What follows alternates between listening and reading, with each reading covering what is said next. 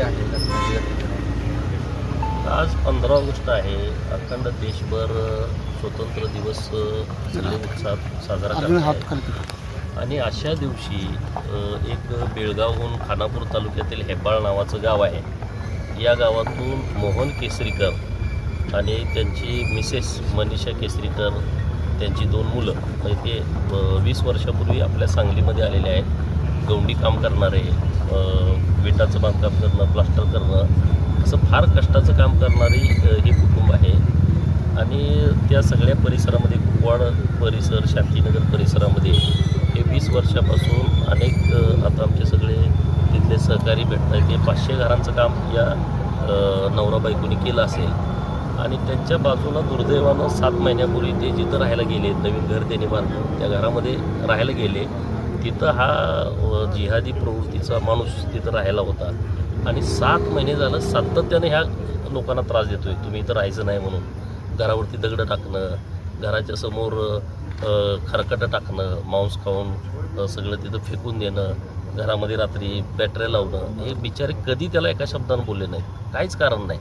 आज सकाळी तर 6ला उठल्या यानं त्यांच्याबरोबर दंगा घातला, तुम्ही इथं राहायचं नाही, आणि म्हणून त्यांना मारहाण केलेली आहे. आणि त्या मारहाणीमध्ये दुर्दैवानं आता त्या लेडीचा मृत्यू झालेला आहे. आणि त्या लेडीचे पती मोहनराव मृत्यूशी झोन देत आहेत. डोक्यामध्ये हातोडा मारलेला आहे. म्हणजे हे जे जिहादी प्रवृत्तीची ही मानसिकता आहे, अत्यंत घाणेरडी वृत्ती आहे. आणि त्यामुळं हे कुठंतरी थांबलं पाहिजे. अत्यंत दुर्दैवी घटना आहे. तुम्ही इथं राहायचं नाही. हिंदू असल्या कारणानं दुसरा कुठला ह्यांचा त्याचा वाद नाही, एका शब्दानं त्यांचं भांडण पण नाही कधी. इतका त्रास तो 7 महिने झालं देतोय, तो बिचारा ते सहन करतोय. त्यांनी एका शब्दानं पण त्याला बोलले नाही. लहान मुलं आहेत त्यांची, 16 वर्षाची मुलगी आणि 12 वर्षाचा मुलगा आहे. आज परिस्थिती काय सांगा ना या कुटुंबाची. म्हणजे अशा लोकांना फाशीची सजा दिली. ह्याला एन्काउंटर करून टाकला पाहिजे तो पोलिसांनी. काय ह्याला जगण्याचा अधिकारच नाही ना.